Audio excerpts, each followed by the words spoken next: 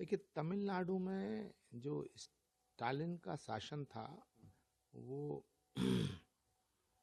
हिंदू और सनातन धर्म के विरोधियों का शासन था और वहाँ परिवर्तन हुआ है। मुझे पूरा विश्वास है, मैं उम्मीद करता हूँ कि तमिलनाडु की जनता के मैंडेट का सम्मान होना चाहिए, क्योंकि जनतंत्र में सारी शक्तियाँ जनता में निहित हैं और तमिलनाडु की जनता ने टीवी की घोषणाओं पर, उनके नेताओं पर, उनके नेतृत्व पर विश्वास किया है। तो अब टीवी के नेताओं की ये जिम्मेदारी बनती है कि तमिलनाडु की जनता के विश्वास पर खरा उतरें। जो घोषणाएं उन्होंने की हैं उनको अमली जामा पहनाने की कोशिश करें। सरकार तो बन ही जाएगी, किसी ना किसी से हाथ मिला के सरकार बन जाएगी, लेकिन सरकार राष्ट्र हित में होनी चाहिए।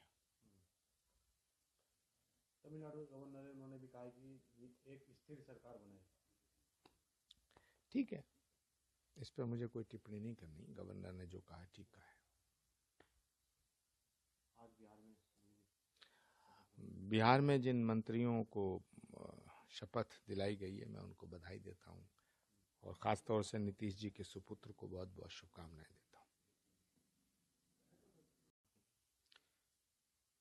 हिंसा की कोई गुंजाइश लोकतंत्र में नहीं है, लेकिन अफसोस की बात है कि जिस तरह शुवेंदु जी के सहायक की हत्या की गई है, निर्मम हत्या की गई है, वो बहुत अफसोसजनक है।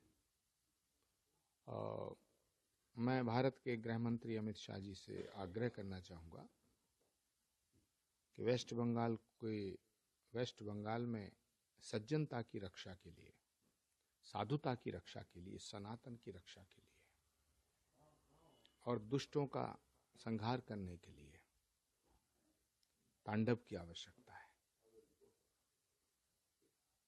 टीएमसी के नेता कह रहे हैं कि सीबीआई की जांच होनी चाहिए। टीएमसी में कोई नेता नहीं है।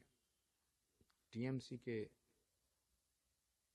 नेता और टीएमसी पार्टी अपराधियों की एक जमात है, जो राष्ट्र के खिलाफ है, जो धर्म के खिलाफ है और अपराध में लिप्त है। ममता दीदी की सरकार में बहुत पाप हुए हैं, बहुत पाप हुए हैं। उन पापों की सजा वेस्ट बंगाल की जनता ने टीएमसी को दी है। हारने के बाद ममता को इंडियनेस की याद आ रही है, कह रही कि मैं खुलकर साथ दूंगी। चोर चोर मौसेरे भाई। तो देश के जितने चोर हैं सब इकट्ठे होकर अब नरेंद्र मोदी के खिलाफ फिर एकता का राग अलापेंगे। लेकिन भारत के लोकतंत्र में भारत की जनता के द्वारा अभी मुझे नहीं लगता कि 2039 से पहले कोई चांस है। आज भी भारत की जनता नरेंद्र मोदी जी के चेहरे पे यकीन करती है और वेस्ट बंगाल की जनता ने नरेंद्र मोदी के चेहरे को स्वीकार करते हुए उनकी योजनाओं पर, उनके फैसलों पर विश्वास करते हुए उनका समर्थन किया है। ये जो वेस्ट बंगाल की, आसाम की प्रचंड जीत है, ये नरेंद्र मोदी के चेहरे की जीत है। देखिए, वेस्ट बंगाल में अधर्म की पराजय हुई है, धर्म की विजय हुई है और भारत के यशस्वी प्रधानमंत्री आदरणीय नरेंद्र मोदी जी और भारत के ताकतवर गृह मंत्री अमित शाह जी का आभार व्यक्त करना चाहता हूँ कि उन्होंने वेस्ट बंगाल को बांग्लादेश बनाने से रोक दिया, बांग्लादेश बनने से रोक दिया। ममता बनर्जी इंटरनेशनल साजिश के तहत वेस्ट बंगाल को बांग्लादेश बनाना चाहती थी और उसी षड्यंत्र का हिस्सा थी। दूसरी बात यह है कि आज ऑपरेशन सिंदूर का 1 वर्ष पूरा हो रहा है।